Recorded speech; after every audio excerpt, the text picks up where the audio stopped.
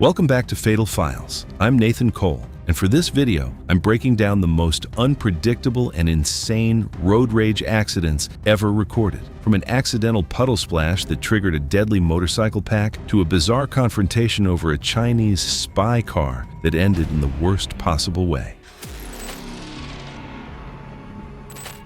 It was August 14, 2019, along Pacific Coast Highway near Malibu, California. Evening traffic barely moved through a construction bottleneck after a broken water main flooded part of the highway farther north. Drivers had already spent nearly an hour trapped in humid stop-and-go traffic beside concrete barriers and ocean runoff. A few cars behind the barriers, 29-year-old Aaron Velasquez sat alone inside a gray Tesla development vehicle being used to test updated camera and lane monitoring systems. Aaron was a computer engineer from Torrance, known by coworkers as polite and extremely conflict avoidant. The vehicle carried experimental cameras, radar systems, and lane monitoring equipment that later captured nearly every second leading up to the crash. About 15 minutes behind him, 6 members of a South Bay motorcycle group rode home from a bike meet. The unofficial leader was 27-year-old Nate Calderon, a mechanic from Hawthorne. His friend, Luis Mena, spent most of his spare money modifying motorcycles and filming aggressive freeway clips for YouTube.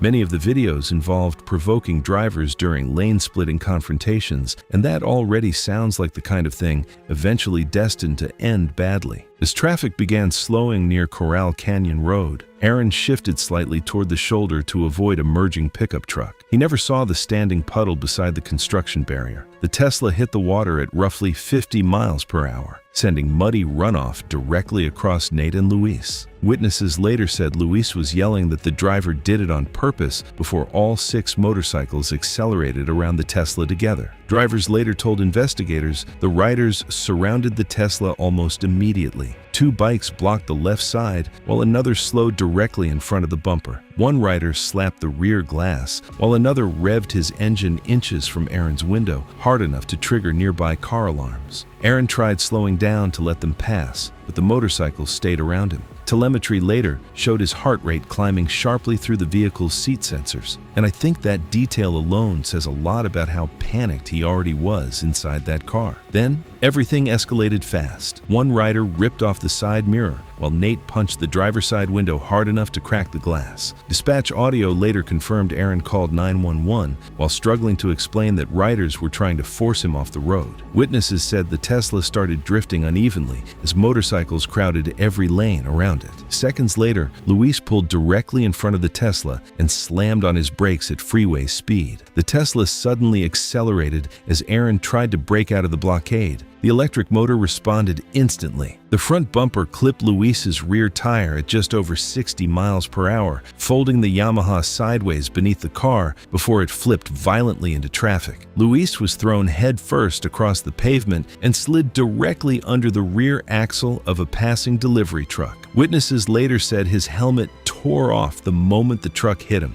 And honestly, once a motorcycle goes down at freeway speed in the middle of traffic, things usually turn catastrophic almost immediately. Nate jerked sideways trying to avoid the wreck, but clipped another rider's bike. Both motorcycles cartwheeled across the freeway before one slid under an SUV and burst into flames near the shoulder while drivers called 911. Luis died at the scene after the truck impact crushed his skull, ribs, and upper chest almost instantly. Nate survived briefly after suffering a shattered pelvis and catastrophic blood loss from a torn artery in his leg. 2 other riders suffered broken bones and severe road rash, while the remaining members escaped with minor injuries. The aftermath became even darker once detectives reviewed recovered helmet footage showing the group intentionally surrounding random cars to provoke reactions for a planned road rage compilation video online. Investigators later said they had apparently done these confrontations multiple times before. Authorities declined to file homicide charges against Aaron after concluding he accelerated while trying to escape the blockade rather than intentionally hit the riders. However, 2 surviving riders were later charged with reckless endangerment and unlawful roadway obstruction tied to the staged confrontations. Both accepted plea deals and received sentences ranging from 18 months to 3 years in prison. Half a world away, in a city where delivery riders outnumber traffic cops and every missed window costs real money, another motorcycle and another vehicle were already on a collision course. Except this time, the rider wasn't the aggressor.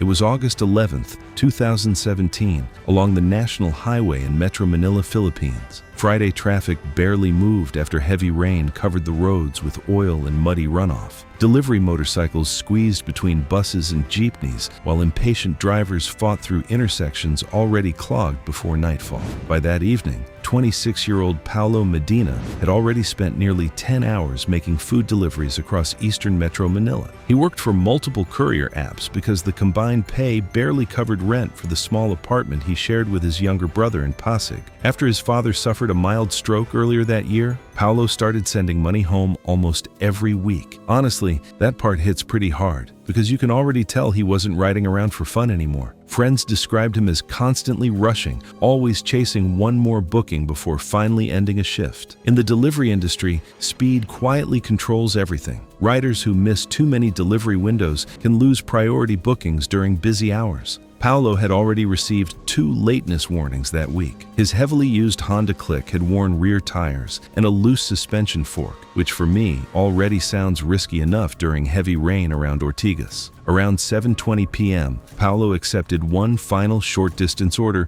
involving 2 milk teas and a rice bowl less than a mile away. At nearly the same time, 41-year-old Marco Villarreal left a client meeting in Green Hills while driving home in a black Ford Everest SUV. Marco worked as a commercial property broker around Ortigas and already had a reputation for explosive reactions in traffic. Traffic cameras later showed Marco stopping at a green light near Connecticut Street after missing a turn. The SUV sat still for roughly 10 seconds while traffic stacked behind it. Paulo pulled up behind the Everest, revved his engine, and yelled through the open window. Witnesses later said both men shouted at each other while nearby drivers honked behind them. Paulo then squeezed between the SUV and curb lane, kicking the side mirror hard enough to shatter it as he passed. That should have ended it. Instead, Marco accelerated after him almost immediately. Cameras later reconstructed roughly 90 seconds of pursuit along the roads connecting Green Hills and the San Juan Market District as Paulo weaved between traffic while Marco stayed close behind the motorcycle. Witnesses later described the SUV swerving dangerously close to Paulo's rear wheel several times while both men kept yelling whenever traffic slowed beside each other. One vendor told investigators the Everest nearly slammed into a fruit stand while cutting through a narrow service lane. And this is the kind of road rage where neither person wants to be the one who backs down, even when the situation is already way past the point of being worth it. At approximately 7:32 p.m., Paulo turned onto North Domingo Street near the public market just as a loaded delivery truck carrying restaurant supplies approached from the opposite direction. Traffic footage later showed the Everest suddenly accelerate before striking the rear left side of Paulo's motorcycle behind the wheel assembly. The bike fishtailed instantly. Paulo separated from the motorcycle and slid across the wet pavement directly into the opposite lane. The delivery truck driver slammed the brakes, but only had seconds to react. The truck's front axle rolled over Paulo's upper chest, neck, and head before stopping against the curb. Witnesses described hearing a loud cracking sound, followed by the motorcycle sliding beneath a parked tricycle. A nearby vendor immediately called emergency services. Paramedics arrived minutes later, but Paulo was pronounced dead at the scene. The post-mortem later confirmed that Paulo died instantly from catastrophic blunt force trauma. Investigators later confirmed that most of the injuries were unsurvivable even with immediate surgery. Vehicle data from the SUV also showed Marco accelerated roughly 2 seconds before impact instead of braking. Prosecutors later argued the acceleration data, pursuit footage, and witness statements showed Marco intentionally used the SUV to force Paulo off the road. He was eventually charged with homicide, dangerous driving, and multiple traffic-related offenses tied to the chase before receiving a sentence of 14 to 18 years in prison. Investigators later cleared the delivery truck driver after determining he had almost no time to avoid the collision once Paulo entered the opposite lane. Paulo died chasing one more delivery. Daniel Cruz was just trying to find his way home. 2 men who never went looking for trouble, both killed simply for being in someone else's way. It was November 14, 2017, in downtown Houston, Texas. Just after midnight, traffic from nearby bars mixed with freight trucks heading toward the Port District. Construction detours narrowed several roads into confusing one-way lanes, and drivers unfamiliar with Houston often depended completely on GPS reroutes to get home. A few wrong turns later, 29-year-old Daniel Cruz drove east through downtown in a silver Toyota Camry. After finishing another late accounting shift near the Port District, Daniel had moved from El Paso earlier that year for a payroll auditing job with a construction supplier. Co-workers described him as cautious, organized, and the type of person who double-checks everything before making a decision. But they also said he still got overwhelmed by Houston's tangled freeway system and relied heavily on GPS anytime he drove at night. Houston's Eastern Freight Corridor was built mostly for 18-wheelers, hauling cargo between the ports and interstate highways overnight. Around the Clinton Drive industrial area, ongoing freeway construction had closed several normal exits and temporarily rerouted traffic through unfinished frontage roads and partially completed flyover connectors. At night, especially with low visibility and scattered construction signage, some of those detours looked almost identical to legitimate freeway exits until drivers were already committed. It's the kind of road setup that feels confusing, even when you're fully awake and paying attention. That night, Daniel left work at 12:19 a.m. after staying late fixing payroll issues tied to a delayed shipping contract. Around 12:41 a.m., he followed a sudden GPS reroute around construction and accidentally cut off a black Dodge Charger near Pease Street. Traffic footage later showed the Charger slamming on its brakes before pulling aggressively alongside the Camry at the next light. The Charger's driver was 31-year-old Marcus Velez, a private security worker with several reckless driving citations connected to illegal street racing. Investigators later confirmed he had spent hours drinking at a nearby sports bar before getting behind the wheel. Witnesses described Marcus leaning halfway out his window, revving the engine, and screaming toward Daniel's car, while Daniel kept both hands on the wheel and avoided eye contact completely. When traffic finally started moving again, Daniel sped off instead of responding. Marcus followed right behind him. Cameras later reconstructed nearly 7 minutes of pursuit through the industrial streets leading toward Clinton Drive. And honestly, this is where the situation started getting way more dangerous than either of them probably realized. Instead of heading toward a police station or a crowded road, Daniel trusted the GPS mounted on his dashboard. The streets became darker and almost empty as both cars entered the freight corridor. Traffic cameras showed the Charger staying only a few car lengths behind the Camry, while both vehicles blew through empty intersections at high speed. Then, Daniel suddenly turned onto what appeared to be an open freeway connector ramp branching away from the roadway. The problem was, the flyover was still unfinished and closed off farther ahead due to ongoing construction. Dashcam footage later showed Daniel hesitating for a second after spotting the barricades before steering deeper onto the elevated concrete ramp anyway, which for me feels like one of those split-second decisions people instantly regret the moment it's too late. The Toyota hit the deep gravel at roughly 45 miles per hour and stopped about 200 feet up the ramp. Seconds later, the Charger entered the road at nearly 60 miles per hour. Investigators later determined Marcus tried braking halfway up the incline, but the gravel destabilized the car almost instantly. Tire marks showed the Charger fishtailing before slamming into the rear of the Camry. The impact shoved both vehicles uphill before the Camry smashed through the concrete berm and rolled into a bayou below. The roof collapsed during the rollover before the car landed upside down against the canal wall. Emergency crews reached the canal about 18 minutes later. Daniel was already dead inside the crushed driver compartment. The medical examiner later determined that the roof collapse crushed his chest, collapsed both lungs, and snapped the spinal cord near the base of his neck during the rollover. Marcus survived with broken wrists, facial fractures, and a partially collapsed lung. Investigators later discovered Daniel's GPS continued giving directions for nearly 40 seconds after the crash, while the car sat overturned in the canal, which honestly feels disturbing in a way that's hard to explain. Prosecutors later charged Marcus with intoxication manslaughter, felony reckless driving, and unlawful street racing-related offenses tied to the pursuit. He eventually received a 13-year prison sentence. Daniel died trusting a machine to guide him safely through unfamiliar roads. Derek Salazar never trusted anything but himself. and that confidence killed him just as surely. If you want more fatal files about the worst road rage incident, consider subscribing because the next story has a driver who did everything right, and it still almost wasn't enough.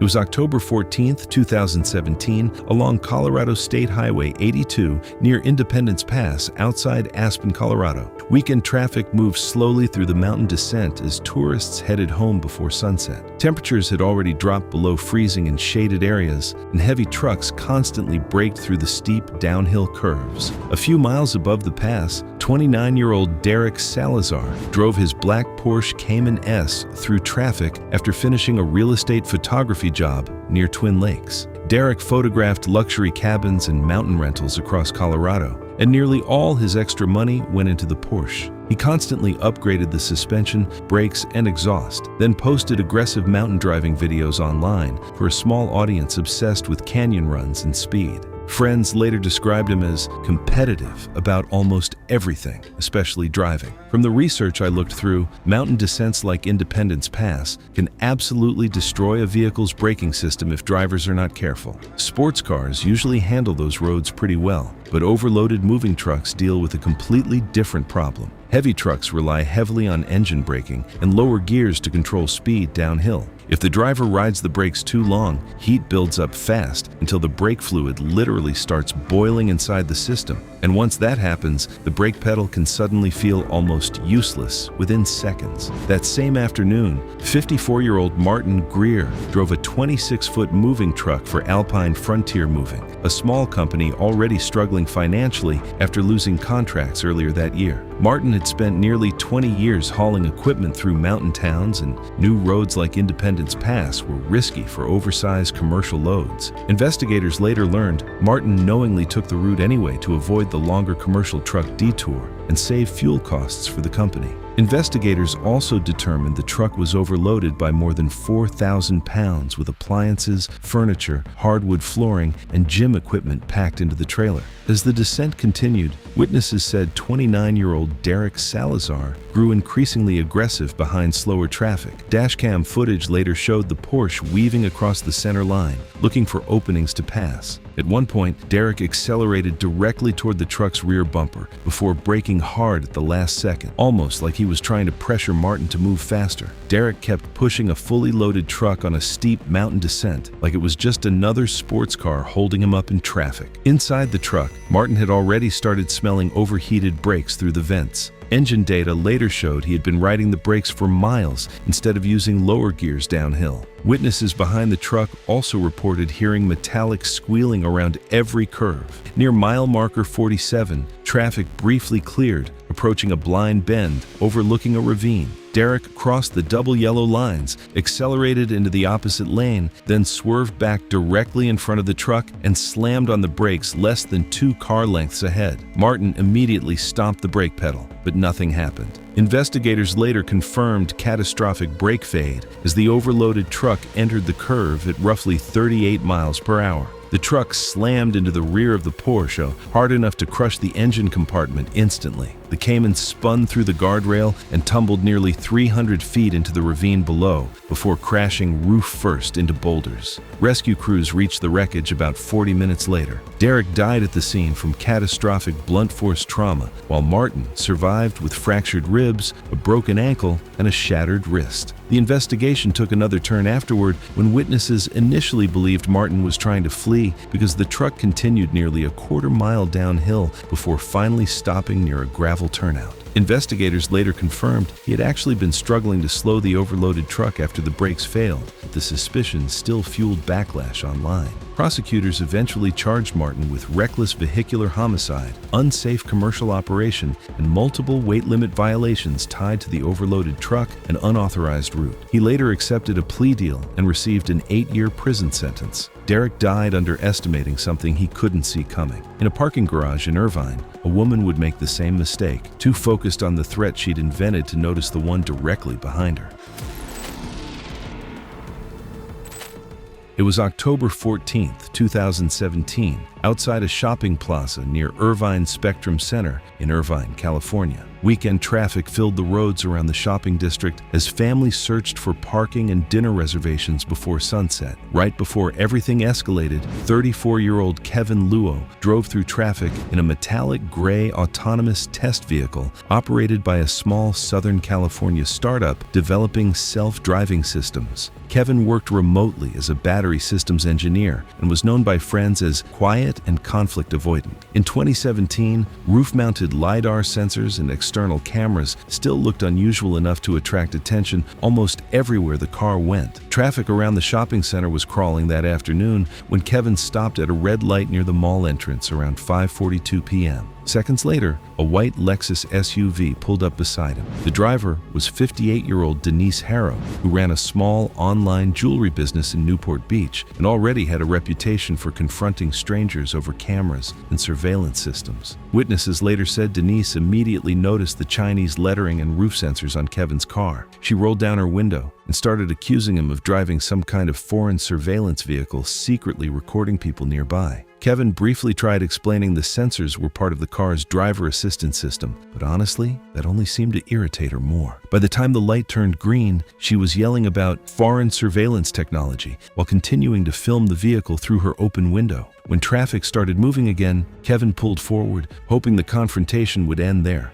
Instead, Denise stayed beside him through multiple intersections, filming the car on her phone while yelling through the open window. Traffic cameras later showed the Lexus repeatedly drifting in the lane while Kevin slowed down, trying to let her pass. At one point, Denise swerved partially into his lane hard enough that Kevin had to jerk toward the shoulder to avoid contact. Several drivers later reported hearing Denise honking while filming beside him. Kevin eventually called 911 using the car's hands-free system, saying another driver was aggressively following him through traffic. Then, everything went wrong within seconds. Near the bridge crossing over the San Diego Creek flood channel, traffic slowed near a merge lane. Heavy rain earlier that week had left fast-moving water flowing below. Denise, still filming the test vehicle beside her, looked away from the road too long while drifting into Kevin's lane. Investigators later determined the Lexus clipped the rear quarter panel before Denise sharply overcorrected to the left. The SUV jumped the curb, smashed through the guardrail, and dropped nose first into the flood channel below. Witnesses described hearing the vehicle slam against the concrete embankment before runoff water rushed through the shattered windows. Several bystanders immediately ran toward the edge while Kevin pulled onto the shoulder and stayed on the phone with dispatchers. Drivers climbing down into the channel later said the Lexus landed upside down in several feet of water, with Denise still trapped inside as the passenger compartment rapidly flooded. Personally, that part feels horrifying because, from above, the crash initially looked survivable until people realized the SUV was filling with water almost immediately. Firefighters and paramedics arrived roughly 7 minutes later and used rescue straps to stabilize the overturned SUV before pulling Denise from the flooded cabin. The coroner later determined she died from drowning, complicated by blunt force trauma after the rollover left her trapped upside down inside the submerged vehicle. Kevin remained at the scene the entire time and fully cooperated with investigators. Traffic footage, vehicle telemetry, and witness statements later confirmed Kevin had been trying to avoid the confrontation rather than provoke it, and no charges were filed against him. Investigators ultimately concluded the crash began when Denise became distracted filming the autonomous test vehicle during the pursuit. But for me, the whole thing ended because someone became more focused on proving a point to a stranger than watching the road directly in front of them.